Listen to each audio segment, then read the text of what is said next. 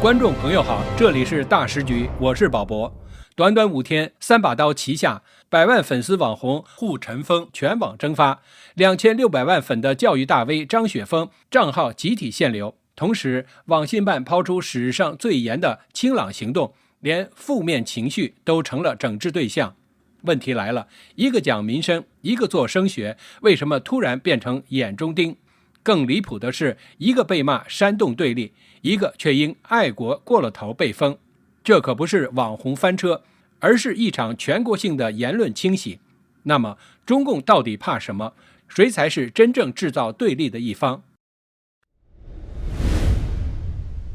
拥有100万粉丝的护城风，他到底是谁？他不是明星，也不是专家，而是出身普通、说话直白的年轻人，高中没念完，干过汽修，但又凭着一只手机，在短短1年内就成了全网知名的时事与民生观察博主。事情的起点要回到9月16号这天，护城风被封的话题突然出上热搜，许多人跑到护城风的微博、B 站、抖音、小红书账号一看，还觉得情况不算太严重，只是暂时不能直播，淘宝店铺里的商品被全部下架，但是以往的视频还在，账号首页也没有出现禁言标志。有人开玩笑说，这顶多算是黄牌警告。其实这已经很严重了，因为直播是他和粉丝互动获取收入的主要渠道，电商是他变现的另一条命脉，两个出口一起被堵死，这难道不是赤裸裸地掐断了护城风的生路吗？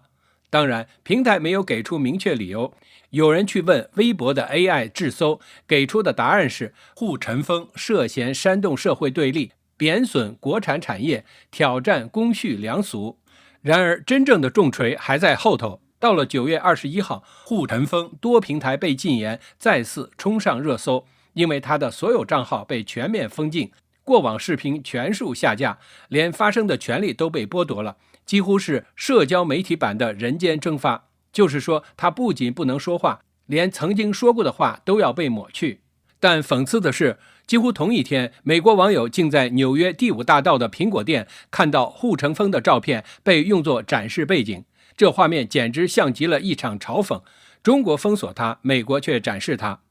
随后9月22号，中共网信办下场发声，说要着力整治挑动群体极端对立情绪。这话一出，坐实了官方对护城风的定性，他被盯上了恶意煽动对立的标签。可是事实真的是这样吗？谁才是真正制造对立的一方？是护城风这个网红，还是那个亲自制造了城乡对立、体制内外多种对立，却又要求所有人保持沉默的政权？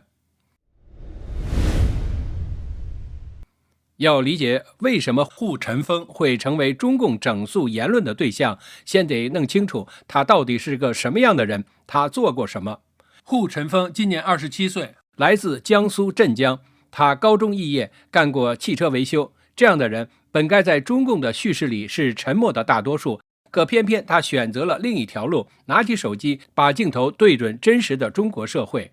自2003年开始，护城风把他的创作聚焦在购买力挑战社会底层普通人生活状态的民生题材，曾在网络上引发了不错的反响。2023年3月，护城风发布了一段养老金购买力挑战的视频。视频中，一位78岁的寡居老人来成都投奔儿子，但是儿子失业了，还要养2个孩子。老人呢，每月只有107元的新农保，已经很久没吃肉了。拍摄的画面直白显示了老人的贫苦生活。这个视频很快传开了，护城风也因此迎来了他第一次被封号。官方给出的理由是利用弱势群体博流量。好笑吧？这就是中国所谓的大国自信，别说批评，温和的展示都不允许，只能唱赞歌。其实护城风最擅长的是比价，就是到超市去比较中外日常用品和食品的价格。比如拿韩国首尔、英国伦敦普通工人一天的工资，去到当地超市购买牛奶、面包、鸡蛋、肉类、蔬菜、米面等之类的生活必需品，看看能买到多少，直观地显示了不同地方或国家最低工资的购买力，直观清楚，大家一看就明白，同样的钱在不同的地方可以买到的东西差距能够有多大。有人说，他这样的比较直观地显示了中国底层老百姓的生存状态，用一天赚的钱去买生活必需品，揭开了中国高物价低工资的可悲现实。正因为他抓住了普通老百姓的切实痛点，才会被大众所关注。其实，护城风视频的内容属于街头采访、互动性质，这种赛道在自媒体中并不罕见。关键在于，它触及了中共不让说的社会真实，揭开了社会底层的一角，而这些却是中共最大的忌讳。第一次被封后，护城风开始避免触碰敏感话题的红线，深耕直播领域。但是事实告诉了所有人，在中国，你想谨慎也没用。去年4月，护城风在 B 站直播间与一名网友联机对聊时，突然遭遇对方冲塔。对方问他：“你认为习他是一个独裁者吗？”护城风反应过来后，迅速断机，还第一时间撇清关系，说对方严重违反直播规范。尽管他当时一再避嫌并即时断联，但最终也没有逃过再一次被封号的命运。在中共话语体系里，你一旦有了流量，有了影响，就意味着你必须和官方叙事保持一致，必须唱赞歌。只要你不是主动为体制站台，就算你拼命撇清，也难遭灭顶之灾。自那以后，护城风更加小心，但也许是性格使然，或更多的是为了流量。直播中，他常常会与网友就一些观点辩论，甚至发生对骂，带来流量的同时，也触动了一些人的神经。他有一些有争议的观点，包括现代中医不是科学，英语重要，苹果手机好，中餐高油高脂高糖不健康，油车首选丰田，电车首选特斯拉，喝粥不健康，中国人应该多吃牛肉、蛋、奶等等。其实最让护城风出圈的言论是他的苹果安卓二分法，他把用苹果的人定义为高端优质的上等人，用安卓的定义为低端劣质的下等人。特别是他在93阅兵前放话，没有山姆、苹果直销店、国际机场，且直达美日澳新的城市，不值得年轻人待。这种争议性极大的言论，恐怕也是导致他第3次被全网封杀的原因。目前看来，他何时能复出，恐遥遥无期。官方和一些被刺痛的网友骂他是挑拨对立，但我们不妨细看这些所谓的极端观点到底是恶意煽动，还是直白地说出了人们心里都知道的常识。我觉得真正触怒当局的绝不是护城风表面上尖锐夸张的表达，而是他把中共治下的阶层固化、城乡差距、中国制造的质量短板赤裸裸地通过他的直播摆在了公众面前，从根本上抵消着中共的洗脑，动摇着中共对舆论的垄断。那些所谓崇洋媚外、贬低国产品牌、煽动对立、挑战公序良俗的大帽子，也只是官方要整治它甩出的漂亮理由罢了。其实解决问题难，解决护城风那很容易。护城风被封，就是因为说了实话。在中共眼里，傻瓜们是国有资产，启发了他们，让傻瓜变得不再傻，本质是国有资产流失，所以他要严打。必须承认，即使护城风的个人观点存在一些极端成分，但仍在言论自由的范畴内。两分法固然粗暴，但阶级对立本身就是存在的，而非护城风所制造，他只是说出来了，且爆火出圈。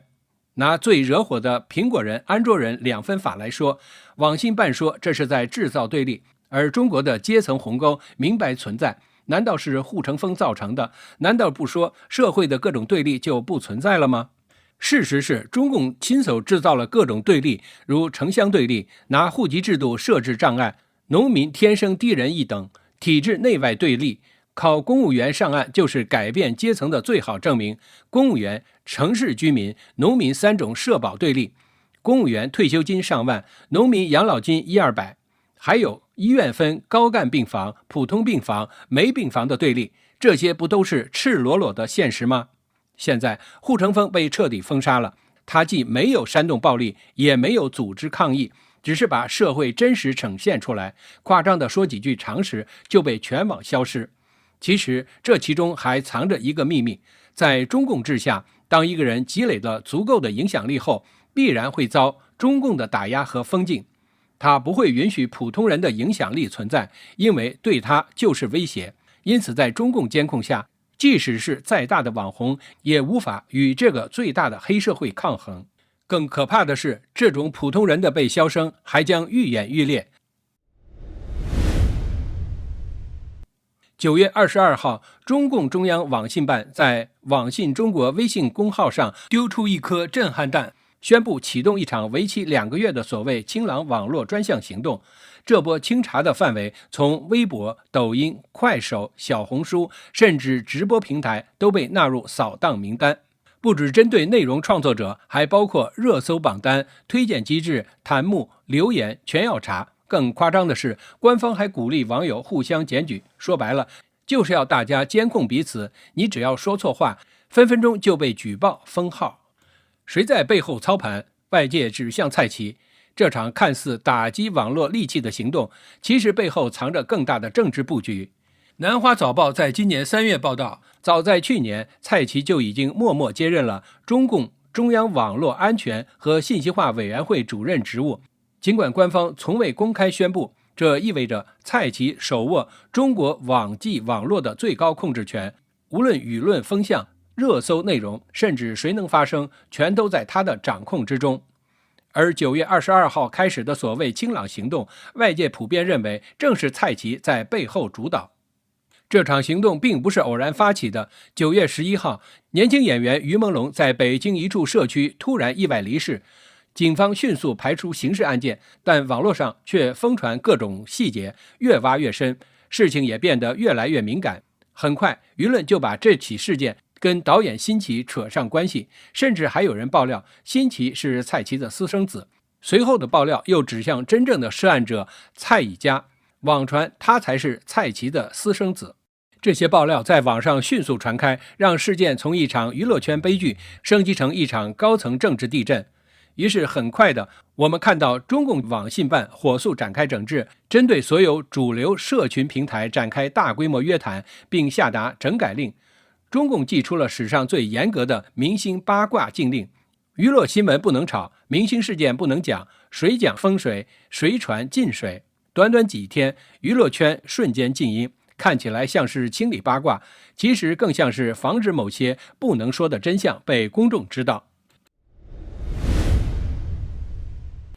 护城风不是单一的个例，他被禁封几天后，又一个网络知名博主被限制。9月24号，来自 X 平台的消息，经确认，有着超过2600万粉丝的知名教育博主、升学考验指导讲师张雪峰的抖音、微博、小红书等多个账号网页上，赫然出现被禁止关注的封号提示。他为什么被禁？事情得从中共93阅兵说起。张雪峰组织旗下教育公司员工观看阅兵直播，随后发表即兴演讲，表达对祖国统一的支持。他激动表示，祖国要统一的时候，枪声打响那一天，他至少捐5000万，公司账上永远有这个钱，整体最起码捐他1个亿。这段视频迅速在网上传播，视频中他连用多个粗口，风格像街头混混，被指赚取爱国流量和鼓动战争。张雪峰1984年出生，本名张子彪，从2016年起凭借短视频爆红，创办风学未来公司，主攻高考志愿填表服务，定价高达人均1至2万元。2025年市场规模预计超10亿元人民币，拥有数千万粉丝，他的营收高达数十亿。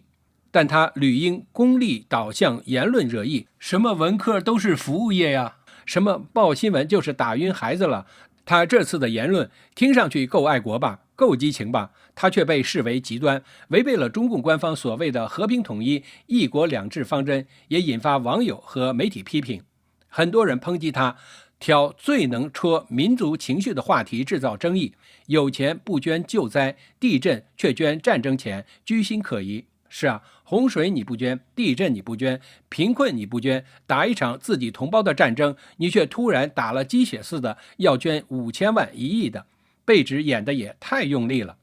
国内大象新闻发表评论，张雪峰挺听题，鼓吹战争该不该给0分？批他靠中国家长血汗钱登上财富金字塔，却玩流量游戏，表演爱国，鼓噪战争。文章反问，你不知道和平统一、一国两制是我们解决台湾问题的基本方针吗？不到万不得已，谁愿意跟自己的同胞兵戎相见？结果文章发布后反遭小粉红围攻，官媒被迫删文。随后张雪峰直播承认已经接获政府部门提醒注意言论。他还被爆料曾称中国最大的岛叫日本，日本是中国领土不可分割的一部分，加剧了争议。张雪峰的多个平台账号突然被禁，显然与近期网信办的清朗行动有关，严禁宣扬恐慌焦虑情绪和极端对立。但他何尝不是被骗的爱国心撞上了极权铁拳呢？中国的网络环境极具敏感性，爱国表演也能成为双刃剑，一言不慎即遭铁拳。张雪峰未来动向不明，但他的流量帝国恐遭重创。这波言论整肃是中共对资讯控制的全面升级。护陈峰被封不是因为造谣，而是因为他说了实话。张雪峰被封不是因为不爱国，而是因为爱国过了头。无论你说的是正面还是负面，只要你不在官方框架里，就可能被清朗掉。那么中国人还有多少言论自由的真正空间呢？这里是大时局，感谢您的陪伴与思考，请订阅分享并打开小铃铛，一起在动荡中坚守真相，在黑暗中点燃希望。